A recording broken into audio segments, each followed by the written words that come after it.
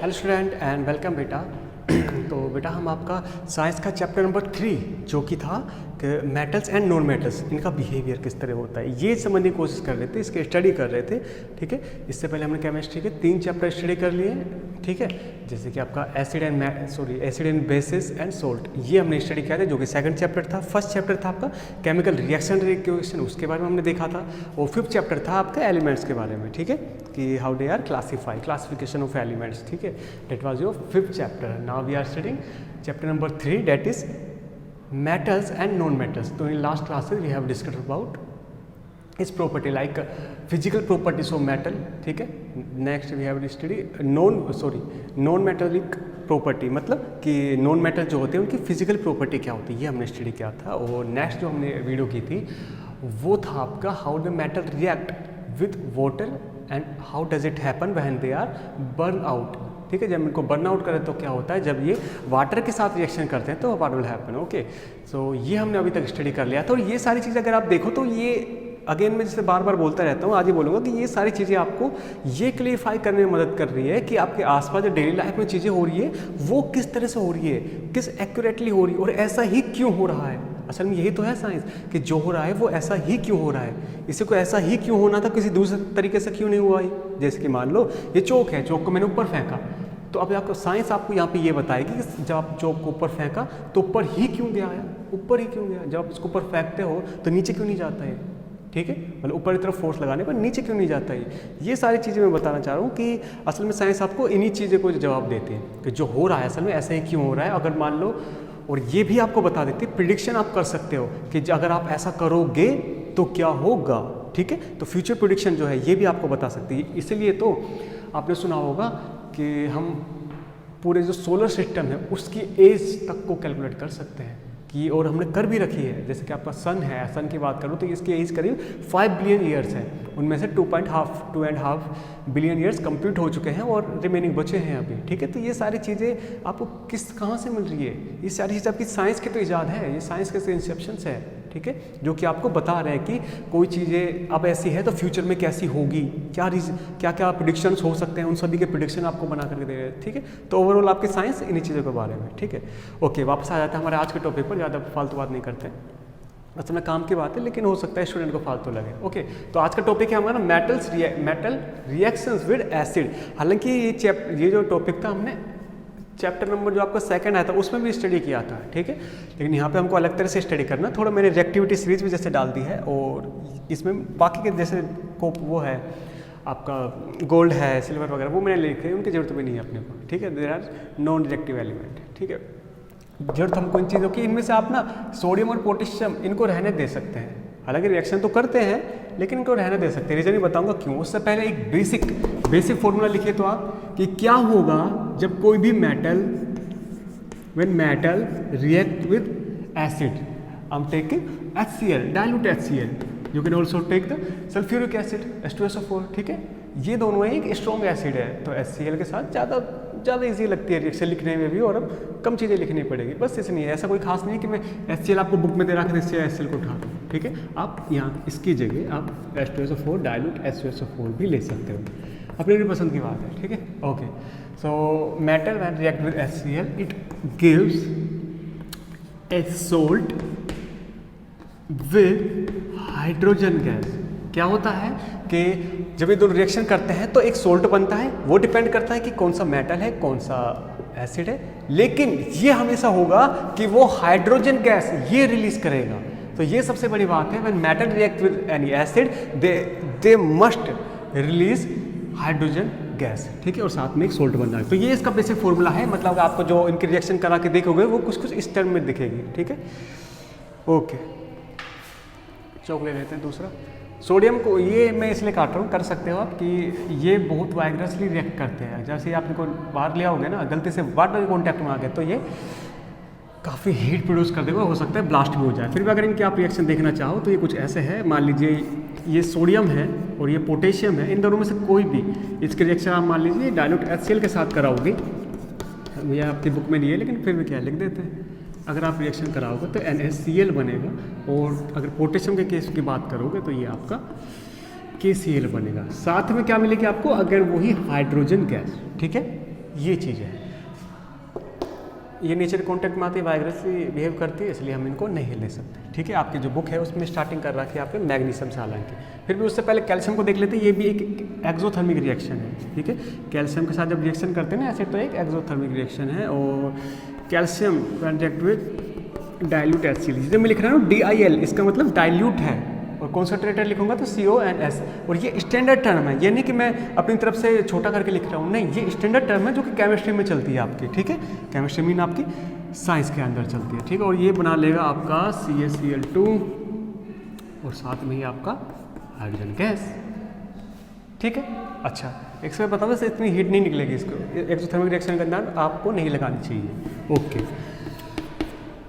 वो हल्के बोल की होती है तो उसको आप लगा नहीं सकते हीट के अंदर। ओके, अच्छा मेन बात जो स्टार्ट होती है, जो कि आपकी बुक से दे रखा है, मैग्नीशियम से। ठीक है, मैग्नीशियम एकमात्र ऐसा एलिमेंट है जो कि बहुत वाइब्रेसली बिहेव करता है। जब ये रिएक्शन करेगा ना HCl के साथ, तो काफ़ी ज़्यादा अमाउंट में हीट प्रोड्यूस होती है भाई, बहुत ज़्यादा अमाउंट में। देख लेते हैं कि किस तरह ये करेगा। जैसे मान लीजिए मैग्नीशियम की रिएक्शन कराती है आपकी डाइल्यूट HCl के साथ करा देता है, तो ये बना कर देगा आपको MgCl2 plus hydrogen gas.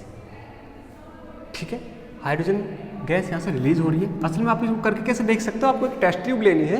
Test tube के अंदर आपको जैसे ऐसी मैग्नीशियम के ग्रैन्यूल या फिर आपके जिंक के ग्रैन्यूल, ग्रैन्यूल मतलब छोटे छोटे टुकड़े उनके पार्टिकल्स, इन दोनों के ग्रैन्यूल्स लेके आपको सम ड्रॉप ऑफ HCl ऐड करनी है उसके अंदर। ठीक है, जैसे आप ऐड करोगे तब रिएक्शन होगी, और आप जो टेस्ट ट्यूब में रिएक्शन हो रही होगी ना, उसके अंदर से आपको बबल्स निकलते हुए दिखाई देंगे। वो बबल्स आपके हाइड्रोजन गैस के ही रहेंगे। और जब आप इन सभी एलिमेंट के साथ ये करके देखोगे तो सबसे ज़्यादा बबल्स आपको हाइड्रोजन मैग्नीशियम के केस में देखने को मिलेंगे, और इसका टेम्परेचर जो है वो भी आपको काफ़ी ज़्यादा देखने को मिलेगा। ठीक है, अजीब अजीब चीज़ें हो रही है भाई आज।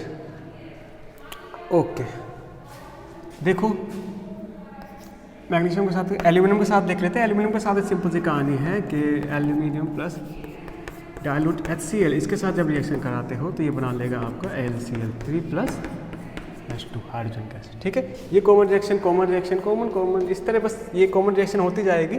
ठीक है, अच्छा इसको हटा दीजिए हाइड्रोजन को। कॉपर जिंक के साथ भी यही कहानी होगी।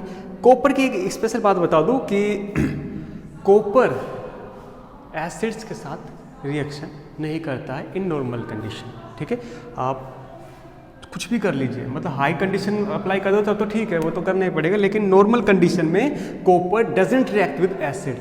ठीक है, तो 10th तक आपको ये बताया जाता है, और ये ठीक भी है कि कॉपर एसिड्स के साथ रिएक्शन नहीं करता है।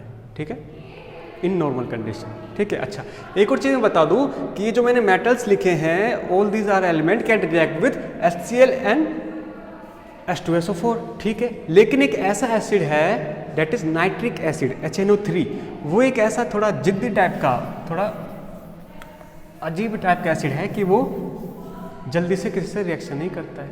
HNO3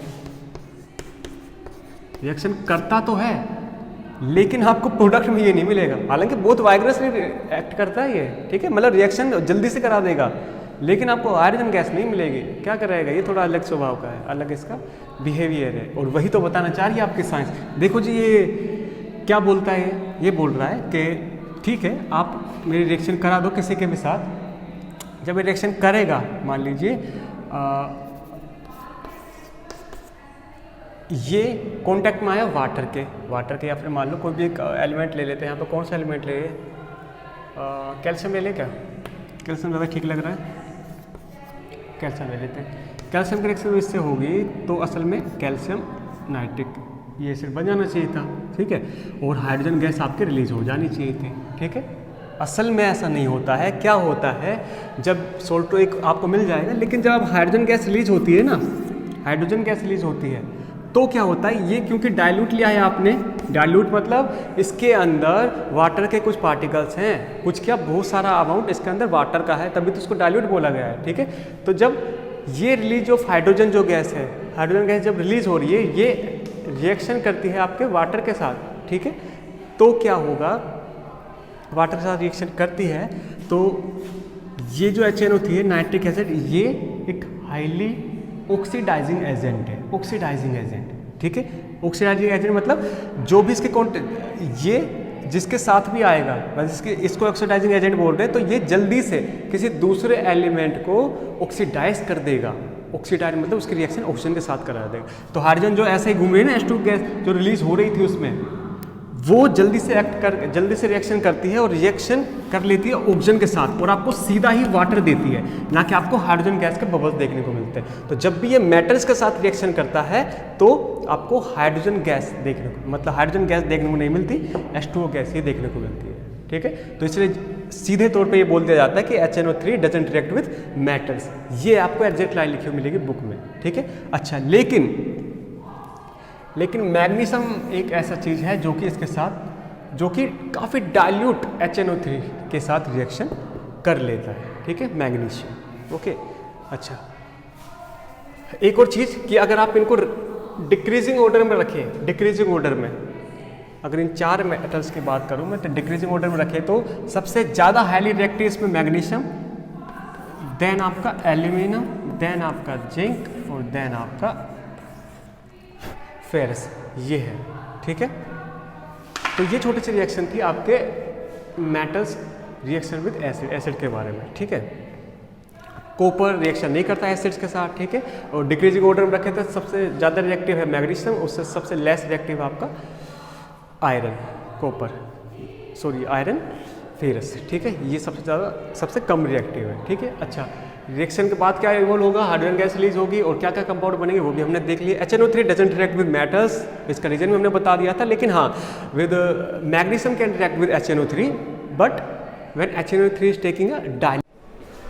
वन मोर थिंग बेटा, एक और चीज़ है कि आपको मैं ये बताना चाह रहा हूँ कि नेक्स्ट टॉपिक आपका जो आएगा उससे थोड़े से मैं बताऊँ कि अगला टॉपिक आपको ये बताएगा कि मान लीजिए आपके पास कोई सॉल्यूशन है और आपके पास मेटल्स है डिफरेंट टाइप के। ठीक है, तो आप ये पता कैसे लगा पाते हो और या लगा पाओगे कि कौन सा आपका जो मेटल्स है उस कंपाउंड में, जो भी आपका सॉल्यूशन है उनमें से किस एलिमेंट को वो डिस्प्लेस करेगा या फिर किसके साथ रिएक्शन करेगा तो क्या बनाएगा। सही है, कुल मिलाकर अगर मैं बोलना चाहूँ तो ये बताएगा कि कौन सा एलिमेंट ज़्यादा रिएक्टिव है किसी दूसरे के कंपेयर में। ठीक है, और उसी के बेस पे हम करते करते लास्ट ये जो रिएक्टिव सीरीज में बता रहा हूँ इसके पास पहुँचेंगे। ठीक है, असल में अगर इस चीज़ को आप देखो तो ये डायरेक्ट रिलेशन रखती है आपके, हमने चैप्टर 1 जो था केमिकल रिएक्शन एंड इक्वेशन, उसके अंदर एक इक्वेशन पढ़ी थी, एक type of equation that is displacement equation, है ना।